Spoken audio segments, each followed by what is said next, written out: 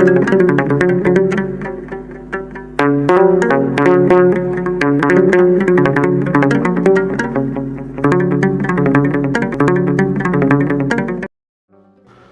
አብ ወወልድ ወመንፈስ ቅዱስ አሐዱ አምላክ አሜን። የተወዳችሁ በክርስቶስ ሰማያዊ በሆነ ስፍራ መንፈሳዊ በሆነ በረከት የተባረካችሁ እግዚአብሔር አብ ልጆች ተብላችሁ ተጠሩ ዘንድ እንዲህ ያለውን ፍቅር የሰጣችሁ መንፈስ ቅዱስ የዘላለም ርስት ወራሾች እንድንሆን የርስቱን ማተም የሰጣችሁ እግዚአብሔር ልጆች ተብለን እንድንጠራ በዚህ ልክ የከበራችሁ የቅዱሳን ቤተሰቦች ሁላችሁ እንደምን ቆያችሁ? ሁሉን የሚችል አምላክ ጌታ መድኃኒታችን ኢየሱስ ክርስቶስ ከሰማያዊ አባቱ ከሕያው መንፈሱ ጋር የተወደደ የተመሰገነ ይሁን። የእግዚአብሔር ልጆች እንግዲህ የመድኃኔዓለምን ስራ እየሰራን ሰሞኑን እንገኛለን። በዚህ ጾማችን ቅዱስ ስራ እንሰራለን። ከምባታ ሀገር የሚገኝ ጥቂት አባወራዎች ብቻ የቀሩት ገጠር ውስጥ ያለ ነገር ግን ደግሞ አንድ ካህን ብቻ የሚያገለግለው ይህም ቤተክርስቲያን ካህናት ቀጥረን ንዋየ ቅድሳት አሟልተን እንዲገለገል አገልግሎቱ ሲመጣ የገጠር ሰው ወደ ቤቱ ይመለሳል። ይገርማቸዋል። አገልግሎት ሲኖር ካህናት ሲገኙ ትምህርት ሲሰጥ ብዙ ሰው በገጠር ያለው ወደ ሌላ ቤት የገባ ሁሉ ተመልሶ ወደ ቤቱ ይመጣልና የምንሰራው ስራ ለቤተክርስቲያን ንዋየ ቅድሳት ማሟላት ብቻ ሳይሆን ሰው የምንጠራበት ቤተክርስቲያን የምንደራጅበት ስራ ነው። በጣም ደስ የሚል ተሳትፎ እያደረጋችሁ ነው። እንደባለፈው ጊዜ ለዘዋጌ ኢየሱስ እንዳደረግነው ንዋየ ቅድሳቱን በጣም በጥሩ ሁኔታ ነው የምናሟላው። እግዚአብሔር ይባርካችሁ። 911 413 80 ስልኬ አሳውቁኝ። በተለይ ልብሰ ተክህኖ ወደ 318 ሺህ ብር አካባቢ ይፈጃል። እሱም ብናሰራና በደንብ አድርገን ጠንከር ብናደርገው ስጦታውን ብለን አስበናል። ከስጦታችሁ በተጨማሪ ይህንን ማድረግ የምትችሉ አስባችሁበት አሳውቁኝ። እግዚአብሔር እናንተን ደጃችሁን ኑሯችሁን ይባርክ። ዛሬ አንዱ ሰው ስለነበረው ስለ ነቢዩ አብድዩ ነው የምንማረው። ይሄ ነቢይ በመጽሐፈ ነገሥት ቀዳማዊ ምዕራፍ 18 ቁጥር 1 ጀምሮ ታሪኩ ተጽፎ ይገኛል። እንደዚህ ይላል። ከብዙ ቀን በኋላ በሦስተኛው ዓመት ሂድ፣ ለአክዓብ ተገለጥ፣ በምድር ላይም ዝናብ እሰጣለሁ የሚል እግዚአብሔር ቃል ወደ ኤልያስ መጣ። ኤልያስም ለአክዓብ ይገለጥ ዘንድ ሄደ። በሰማርያም ረሃብ ጸንቶ ነበር። አክዓብም የቤቱን አዛዥ አብድዩን ጠራ። አብድዩም እግዚአብሔርን እጅግ ይፈራ ነበር። ኤልዛቤልም እግዚአብሔርን ነቢያት ባስገደለች ጊዜ እርሱ 100 ነቢያት ወስዶ 50 በዋሻው ሸሽጎ እንጀራና ውሃ ይመግብ ነበር። አክዓብም አብድዩን በአገሩ መካከል ወደ ውሃው ምንጭ ሁሉና ወደ ወንዝ ሁሉ ሂድ፣ እንስሶች ሁሉ እንዳይጠፉ ፈረሶችና በቅሎችን የምናድበት ሳር ምናልባት እናገኝ እንደሆን አለው። ሁለቱም የሚመለሱበትን አገር ተካፍለው አክዓብ ለብቻው አብድዩም ለብቻ በሌላ መንገድ ሄዱ። አብድዩም በመንገድ ሲሄድ እነሆ ኤልያስን ተገናኘ። አብድዩም አወቀው፣ በግንባሩም ተደፍቶ ጌታዬ ኤልያስ አንተ ነህን አለ ይላል። እንግዲህ በዚህ ታሪክ ውስጥ ታሪክ ከቻላችሁ በደንብ ሙሉን ምዕራፍ ብታነቡት በጣም አስተማሪ ምዕራፍ ያለው ምዕራፍ ነው። ምንድነው በዋናነት ይሄ ሰው አብድዩ ይባላል። አብድዩ የነበረበት ዘመን ነብዩ የነበረበት ዘመን አክዓብና ኤልዛቤል የሰሜናዊ እስራኤል ገዢ በነበሩበት ዘመን ነው። በጣም በእስራኤል ኃጢአት ከተሰራባቸው ዘመናት በትልቁ ደምቆ የሚታወቀው ይሄ ዘመን ነው። አክዓብ እስራኤላዊ ሲሆን ኤልዛቤት ደግሞ ሲዶናዊት ሴት ነች። በአሌምን አስታሮትን የሚያመልኩ ነበሩ። በሚስቱ ተደፍቶ ጣዖት አምልኮ እንደ እስራኤል እያስተማረ የነበረ ንጉሥ ነበረ አክዓብ። በዚህ ምክንያት ብዙ የእግዚአብሔር ነቢያት ተገለዋል በኤልዛቤል ምክንያት። እንደዚሁም ደግሞ ድሃው ናቡቴ እርሻው ተቀምጧል በኤልዛቤል ምክንያት። ብዙ ዘግናኝ ግፎች የሚፈጸሙበት እግዚአብሔርን መፍራት ከምድሪቱ ርቆ የነበረበት ዘመን ስለነበረ በጊዜው የተነሳው ነበልባል የነበረው ነቢዩ ኤልያስ 3 ዓመት ተኩል ዝናብ እንዳይዘንብ በጸሎት ሰማይን ዘግቶ ነበር። እግዚአብሔርም ኤልያስን ሰምቶ አክዓብንና ኤልዛቤልን መንግስታቸውን በረሃብ ቀጥቶ ነበር። በዚህ ዘመን ደግሞ በጣም አስገራሚው ነገር የቤታቸው አዛዥ የቤተ መንግስታቸው ዋና አዛዥ የነበረው ይሄው ሰው አብድዩ ነበረ። ስለዚህ ሰው የተጻፈው በጣም አስገራሚ ነው። እግዚአብሔርን ይፈራ ነበር ይላል። የሚሰራበት ቦታ እነሱ ቤት ነው፣ የነሱ ቤት አዛዥ ነው። ግን በለብቻው እግዚአብሔርን ይፈራና ያመልክ ነበር። እግዚአብሔር ልጆች ምንም አይነት ሁኔታ ውስጥ ልንሆን እንችላለን። እግዚአብሔርን የትም ቦታ መፍራት ግን እንችላለን። የትም ቦታ ሴተኛ ዳሪዎች በመጽሐፍ ቅዱስ ከጸሐፍትና ከፈሪሳውያን በላይ እግዚአብሔርን ፈርተዋል።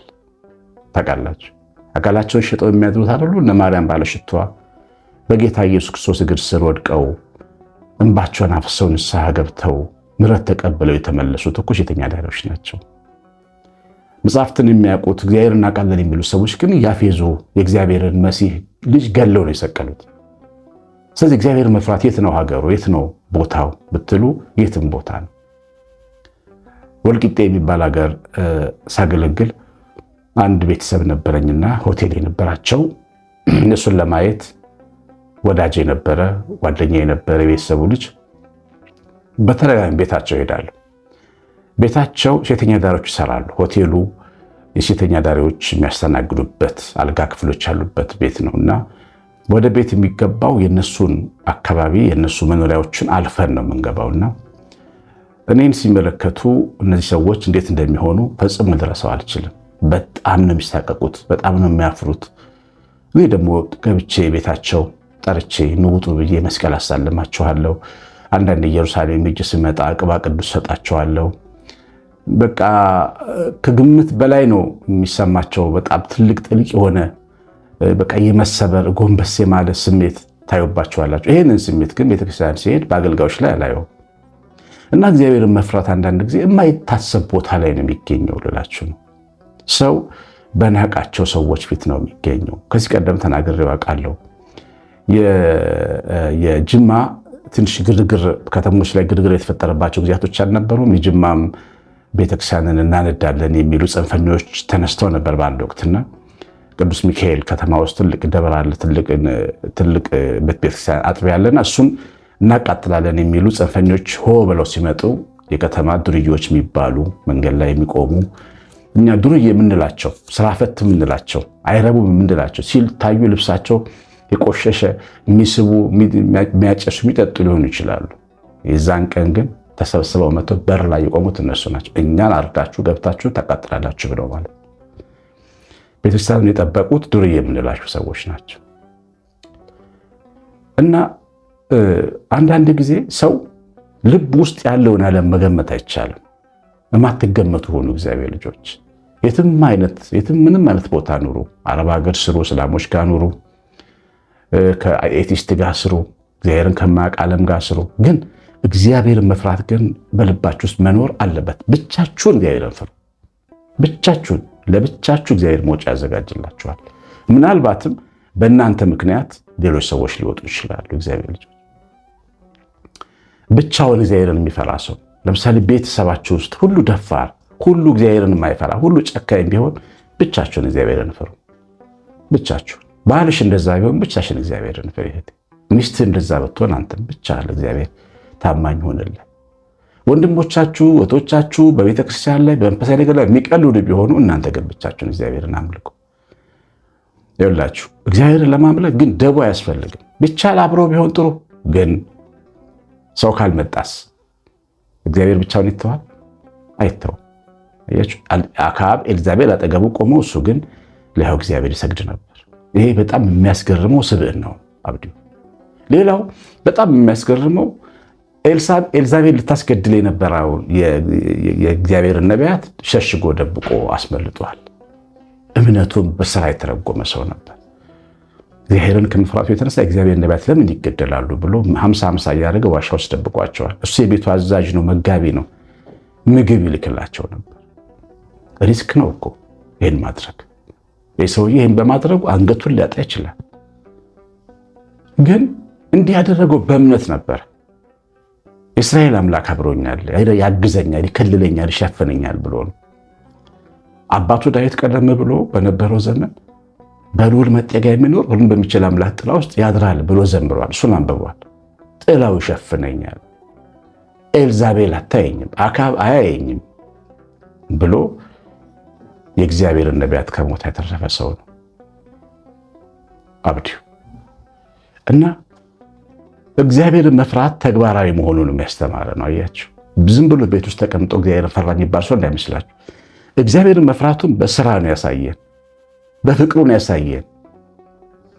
እግዚአብሔር ሰዎች በመራራቱን ያሳየን። ህይወቱን ሰውቶ ህይወቱን አደጋ ላይ ጥሎ እንጀራ ለእግዚአብሔር ነቢያት ሰጠ። እያችሁ እግዚአብሔርን መፍራት የሚገለጠው በፍቅር ነው። እግዚአብሔር በፍቅር ነው የሚተረጎመው፣ በማትረፍ ነው። ድሆች ሲጠግቡ፣ የፈረሰው ሲሰራ፣ የእግዚአብሔር ቤት ሲሰራ፣ ስንዱላን መጠጊያ ሲያገኙ፣ ማንም ተስፋ የሌላቸው ሰዎች ማረፊያ ሲያገኙ፣ ይሄ ማለት ነው። ሰሞኑን ሰይፉ ሾው ላይ ማያት አንድ እያየው ነበር። በጣም ደስ የሚል ፕሮግራም እያየው ነበር እና ልጅቷን ከክፍለ ሀገር ስትመጣ ከአዋሳ አንድ ታዋቂ አርቲስት ነች። ቤቷ ተቀብላ ጠፍታ ስትመጣ ልጅቷ አደጋ ላይ እንዳትወድቅ ብላ እንደ እናት ቤቷ ተቀብላ ከልጇ ጋር አስተኝታ ያችን ልጅ ያተረፈችን ሴት ታሪክ እየሰማው ነበር። እግዚአብሔር መፍራት ማለት ተግባራዊ ነው። በጣም ብዙ እናቶቻችን፣ ብዙ አባቶቻችን፣ ብዙ ወንድሞች እህቶቻችን ይሄን አድርገዋል። ሪስክ ወስደው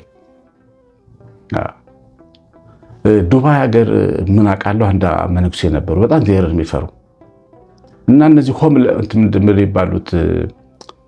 ምን ይባሉ ወረቀት የሌላቸው ስደተኞችን ይደብቁ ነበር።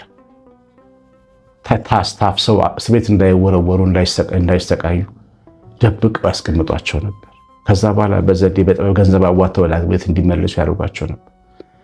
ይሄ ነገር ግን ቢታወቅ እኚህ ሰውዬ ለዘላለም ሀገር ውስጥ እንዳይገቡ ይደረጉ ነበር። እሳቸው ምንም ሳይሆኑ በሰላም ከዛ ሀገር ወጥተው ሄደዋል።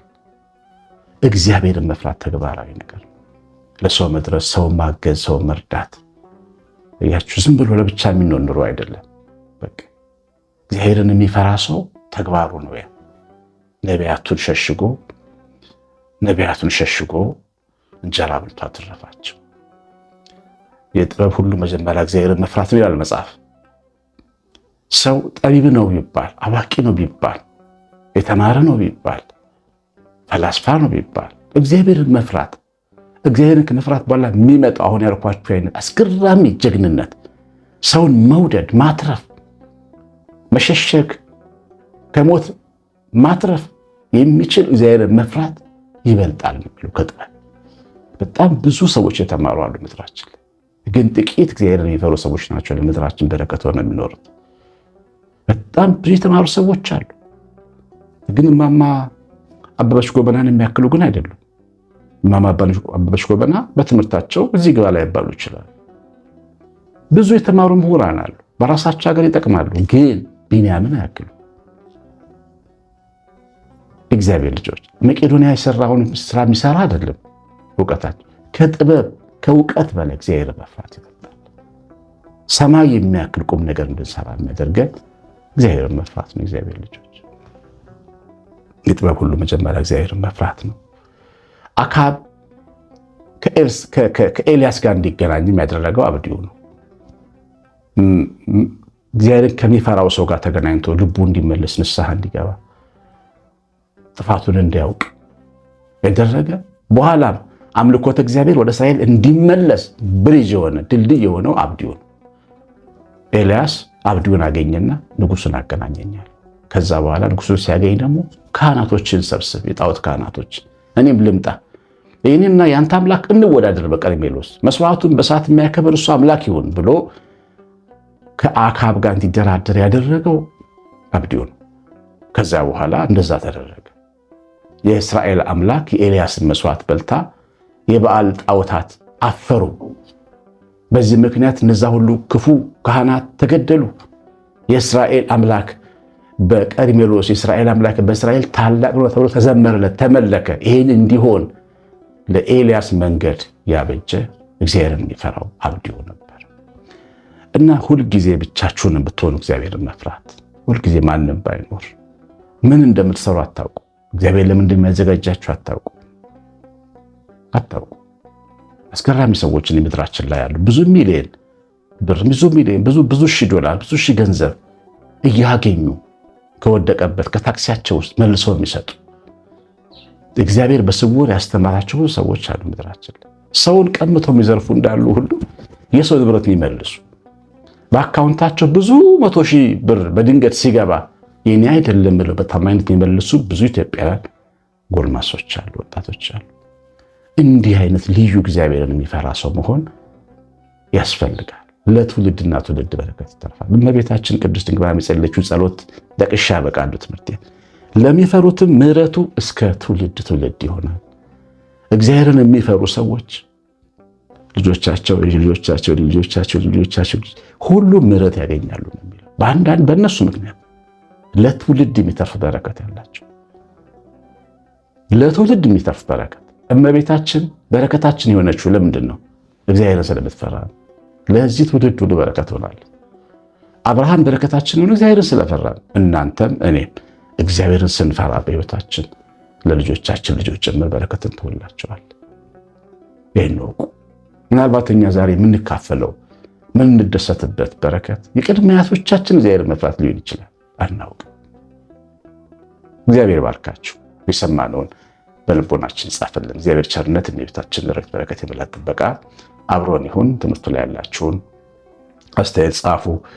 እንደዚሁ ላይክ በተን ተጭናችሁ ደግሞ ሰው እንዲመለከተው ዩቲዩብ እንዲያደርግ ተወዷል ብሎ እንዲያስብ አድርጉ።